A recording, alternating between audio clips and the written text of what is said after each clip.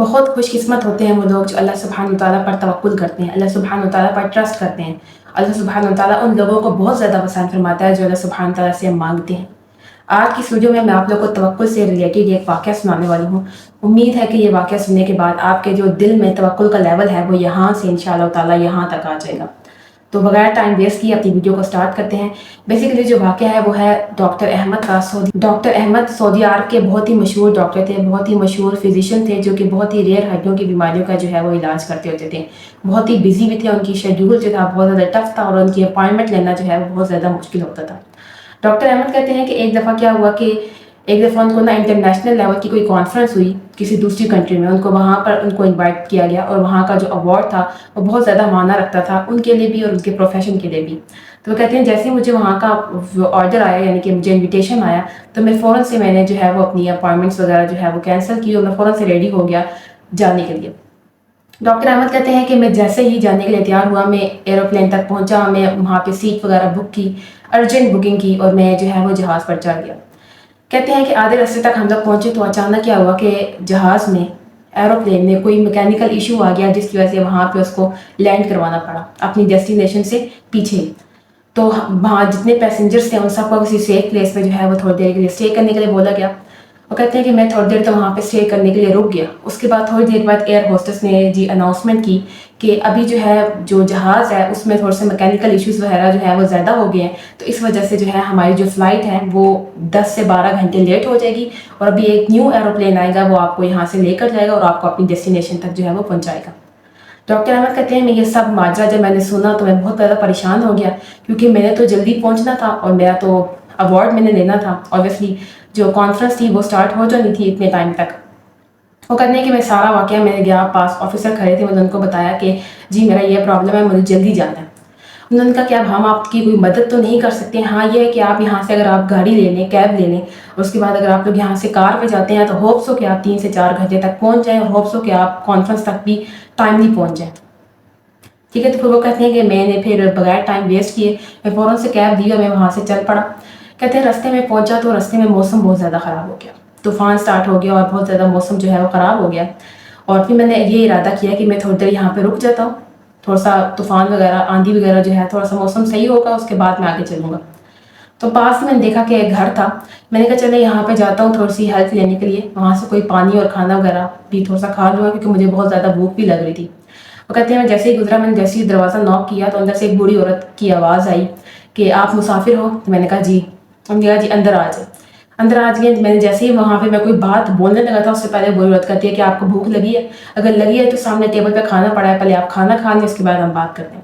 Doctor Ahmad کہتے ہیں مجھے تو بھوک سے میرا برا حال تھا، میں فوراً گیا ٹیبل کے پاس، میں نے جا کے پہلے کھانا وغیرہ کھایا، اس کے بعد میں آ کے جو بوڑھی عورت تھی ان کے پاس آ کے بیٹھا، ان سے سلام دعا کی اور اس کے بعد میں نے ان کا بہت زیادہ شکریہ ادا کیا۔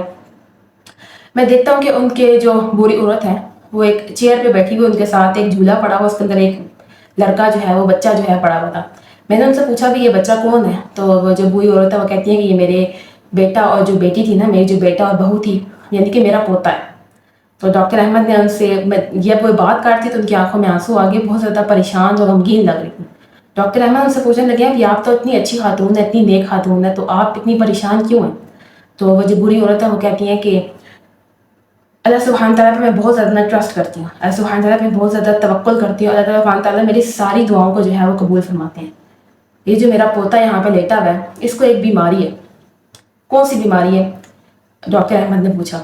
تو وہ بوڑھی عورت کہتی ہیں کہ اس کو نا ایک بہت ہی ریئر ہڈیوں کی بیماری ہے اور اس کا علاج جو ہے کوئی بھی ڈاکٹر نہیں کر سکتا۔ ہاں ایک ڈاکٹر ہے جس کا نام ہے، جو سعودیہ میں رہتا ہے، اس کا نام ڈاکٹر احمد ہے، وہ اس کی بیماری کا علاج کر سکتا ہے۔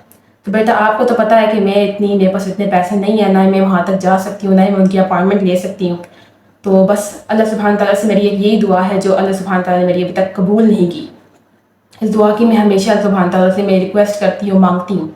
تو ڈاکٹر احمد کہتے ہیں کہ جب میں نے ان کی بات سنی تو میری آنکھوں میں آنسو جاری ہو گئے کہ واللہ اللہ سبحانہ تعالیٰ نے کیسے ڈاکٹر احمد کو ان کے گھر تک پہنچا دیا۔